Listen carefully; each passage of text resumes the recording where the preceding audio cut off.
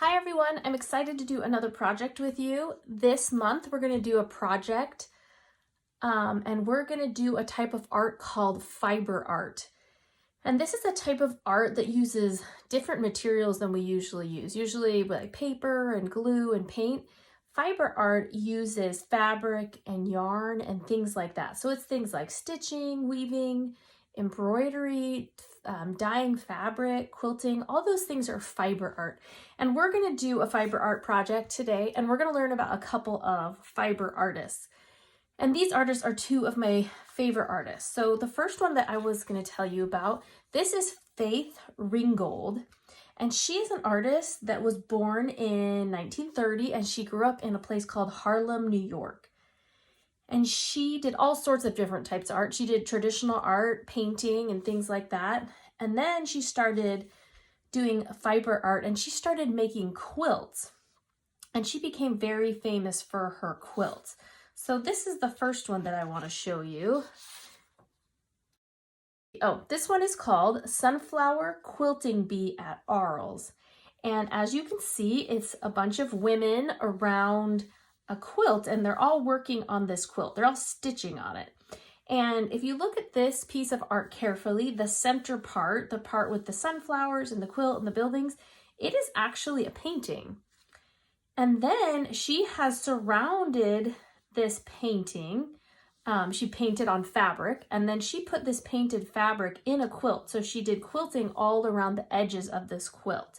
And she likes to use words and things like that on her quilt. So it's actually a painting, but it's on fabric and has other elements as well. The painting that Faith Ringgold is most famous for is this quilt called Tar Beach 2. And it is a story. It actually kind of tells a story in the quilt. And Tar Beach is the name of the top of an apartment building in New York. So New York, they don't have lots of land and places like that because there's so many buildings. So on top of the building, they called this Tar Beach, so the family could hang out up here. And this quilt actually has a storybook to go with it. If you ever want to, you can listen or find this story written by the same artist. Her name is Faith Ringgold again, and the book is called Tar Beach. And it tells the story of a little girl named Cassie, and she dreams of being free to go wherever she wants the rest of her life.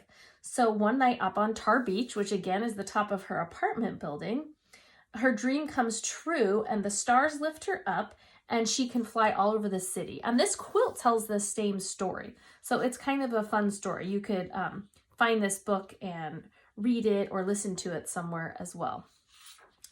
The other artist that I want to tell you about today is one of my very favorite artists. Her name is Sheila Hicks. And Sheila Hicks was born in Nebraska in 1934. And when she was in her 20s, she visited South America and became interested in fiber arts. She now lives in New York and Paris. She goes back and forth. And she does these really cool fiber arts. So this is a picture of her. She's still alive today, and she still does quite a bit of art. She's almost 90, and she still does all these cool fiber arts. And you can see behind her these big balls of material. So kind of like big balls of yarn, and they're really brightly colored. So let's look at another. So here's a better picture of those. They're kind of like big giant balls of yarn, and they're really brightly colored, and they're really fun. So let's look at another one. So here's another picture of those big balls of material. And then look at this one. This one is big lengths of string and yarn hanging from the ceiling in lots of fun colors as well. And actually, when I was preparing all the materials for this project for you guys, I had big hangers full of yarn that look kind of just like this. So that was kind of fun. And then here's another one. And this one, it looks like colored pictures, like a regular picture frame, but instead she's wrapped yarn and materials around these canvases. So it is still fiber art. So as you can see from these fiber arts, they find really fun ways to use yarn and different materials to make art. And so we're going to do the same thing today. I'm going to show you how to do our older student fiber art project. And this is for 3rd through 5th grade.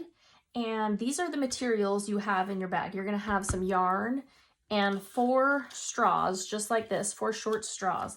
And the only other materials that you need are a pair of scissors and some tape. So we're going to go ahead and get started. So I want you to first get your yarn. And if you notice, your yarn is actually 3 pieces of separate yarn. So I want you to take 1 piece of that yarn, just one of them.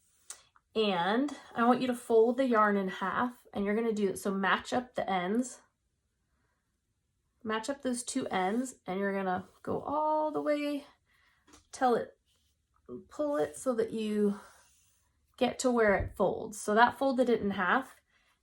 And you're going to cut where that yarn folded in half. And if you're not exactly in half, it's going to be just fine.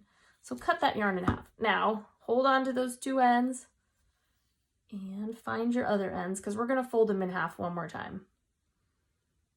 So match your ends and it's going to fold it in half again. So we're folded in half again and we're there. So we turned one of our long strings into 4 shorter strings. So see now how I have these 4 shorter strings? Your other 2 big long lengths of string, leave them. You don't want to cut those up. So now we're going to get our project ready. We are going to do something called straw weaving, and we are going to use these straws kind of as our loom, and we are going to make a weaving. So the first thing, in order to make your weaving, we've got to get our loom ready. So this is how we're going to make our loom. So first step to get our loom ready is you're going to take a piece of yarn and you're going to put it in the end of one of those straws and then just push that yarn through. And you'll see if you just give it a little push, keep pushing, and it'll pop out the other end like that. When the yarn comes out the other end, I want you to grab it, fold it over, and then this is where you're going to put a little piece of tape. And see how I just have a little tail hanging out? You're going to leave that little tail, hold on to the tail, and you're just going to put a little piece of tape right there at the end. Just like that. So you have that. See how, and so this will be one of our 4 lengths of string. And we're going to do that 4 times because you have 4 straws and 4 of these shorter lengths of string. So I want you to do that step. So thread each straw and then tape it once it pops through the other end.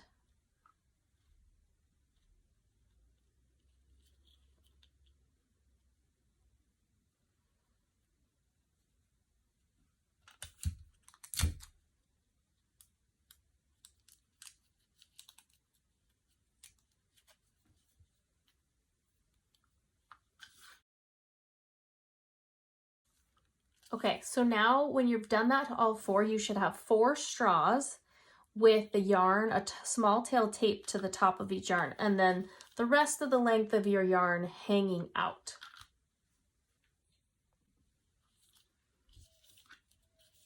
So you're going to take your 4 straws that you've just threaded and you're going to hold them together in one hand, and then I want you to find the end of those 4 strings. And they should be about the same length. See how mine aren't perfect? Because remember we tried to make them 4 even lengths. So what you're going to do is you're going to tie these in a knot. And I want you to pretend like you're tying a knot in a balloon. When you tie a knot in a balloon, you wrap it around your fingers like that. And then you pull those tails through so that you have a knot like this. See how I did that? So again, you're going to wrap it around your fingers, wrap it around a couple fingers, and then tuck those into that hole. So you only need to do that once. And so now they're all stuck together and now you can start weaving.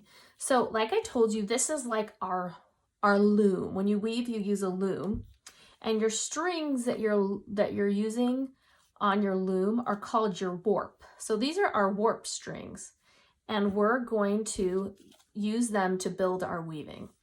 Now, the next thing I want you to do is I want you to take, you have 2 more big long strings in your bag. So I want you to pull out one of those strings.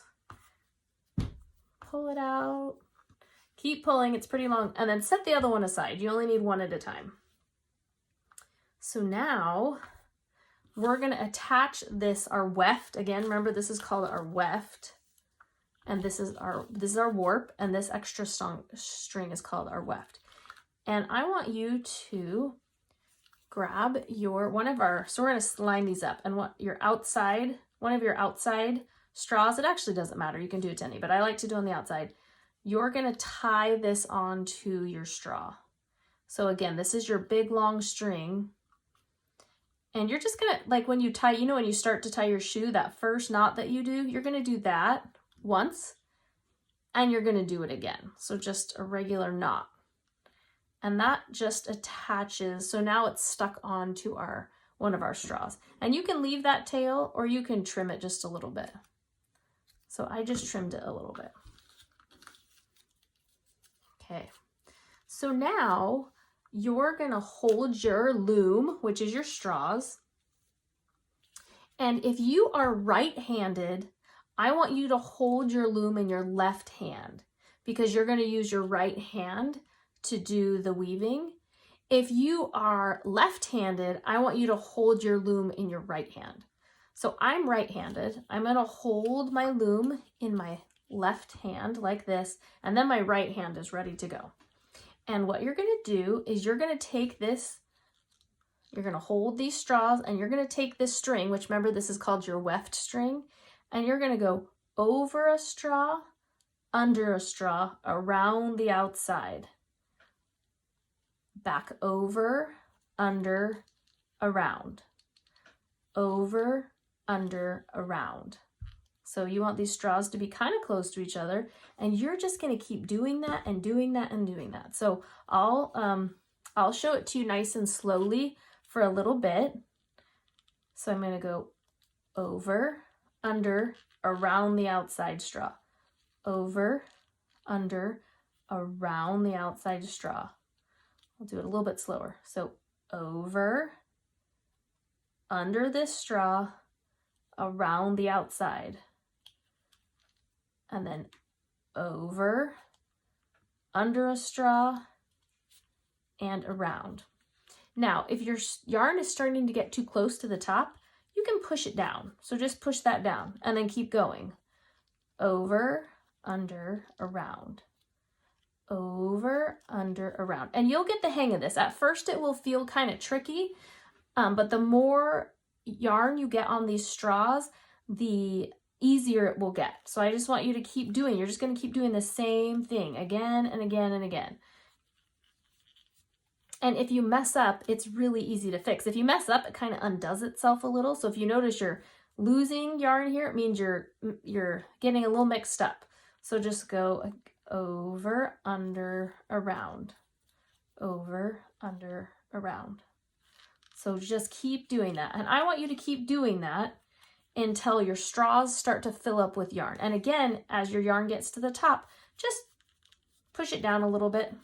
See how I just pushed it down? And then keep going.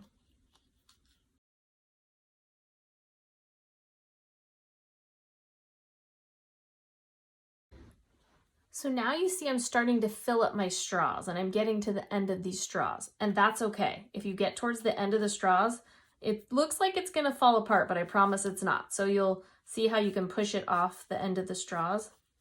The only trick that makes it a little bit easier is to make sure you don't ever push all of this off of the straws until the very end. If you do, it still works. It doesn't mess it up. It just makes it a little harder. So you always want to keep some of this yarn on the straws, but see how it's starting to come off of the end, and you can actually see what your weaving is starting to look like. So I want you to just keep going, keep pushing the yarn down, and then giving yourself more room to weave along those straws. Again, same thing, over, under, around, and just keep going. And then keep pushing down. So do a few rows and then push down. Do a few rows and push down. Okay, you can see now I've done this. I've started to push it off the straws. It's easiest to move it by just moving a few rows at a time. And then I'm running out of yarn, so I'm right here. So if you want to keep going, you're just going to grab your next piece of yarn and you're going to attach it to this piece of yarn. And do you remember how we did that knot at the very beginning? You're going to grab both pieces of yarn around 2 fingers, like I did this.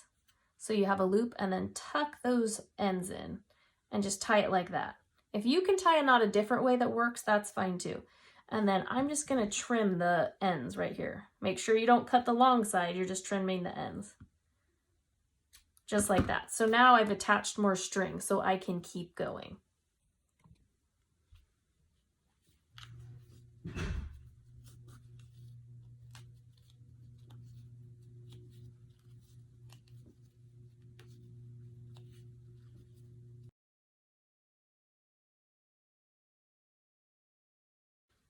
Okay, so now I'm at the end of my second string. So we can finish this off now. If you're at school doing this with your class, or you're at home, you can stop and be done if you want. If you have more yarn or more string, then you can keep going if you want. So if you're at school in your class, there might be more yarn in the art closet, so your teacher could get some of that for you and you could keep going. It would start mixing up the colors. Or if you're at home and you have more yarn, or you have string, it doesn't even have to be yarn. So I was going to show you guys, see how I have this just gold string? It will work the same way. So you would do the same thing. You would just take your 2 ends, wrap them around your finger, tying it like a balloon, and tie those just like that. Trim them, and then I'll show you.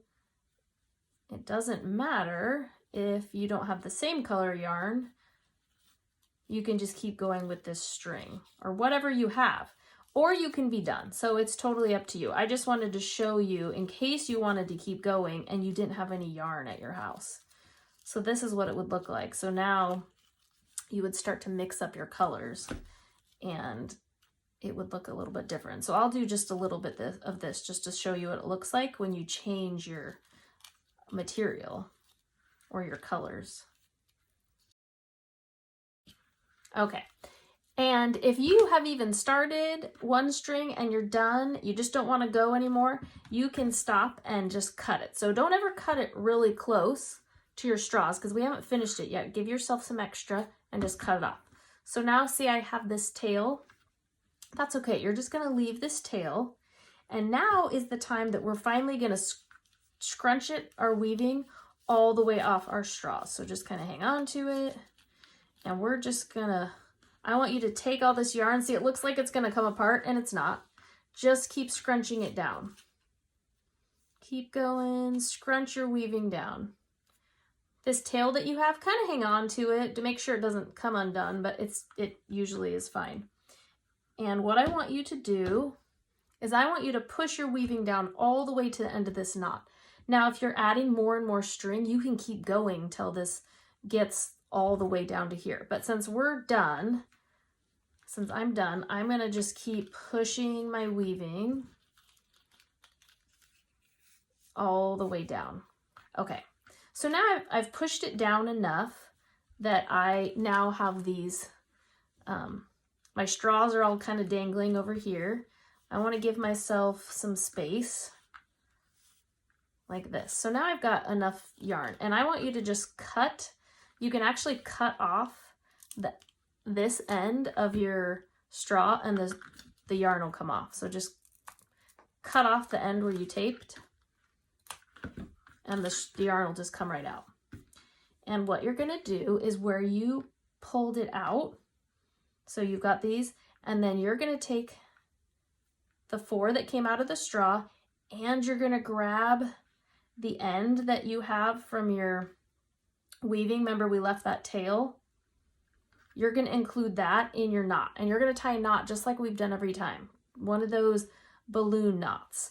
And make sure when you grab those string, you get all 5 of them. You've got 5 of them now. So you've got all 5, and you're going to pull it, and you might need to give each string a little pull to make that nice and tight. Let's see, I'm going to keep pulling it tight.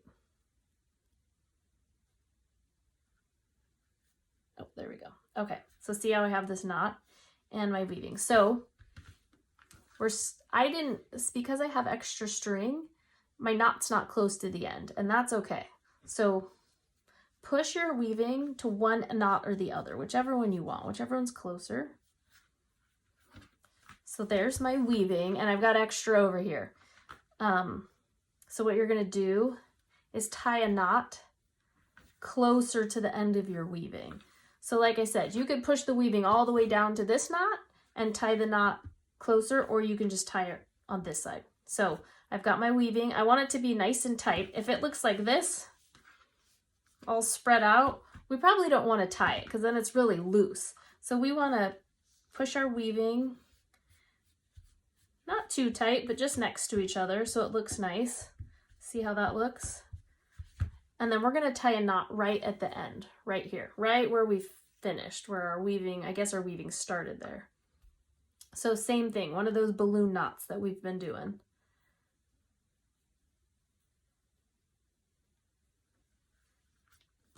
Okay, so then you have your weaving, and see what it looks like when I changed colors? So if you want to do that, that's fine.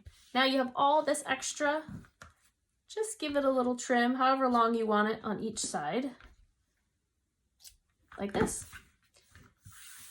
And now you have your own weaving, and it's really cool. It'll stay together, it won't come apart. And like I said, you could keep going as long as you want. So you can use this weaving for whatever you want. You could use it as a bookmark. If you've made it longer, you could use it as a little scarf, whatever you want. And as long as you tied those knots, then it will stay together. And then I wanted to show you, your weaving won't be perfect. I'm going to show you, I have a spot where maybe I forgot to go over under at the wrong time and it just makes a bigger loop, but it doesn't matter. It'll still stay together and it just gives your weaving a little bit more personality.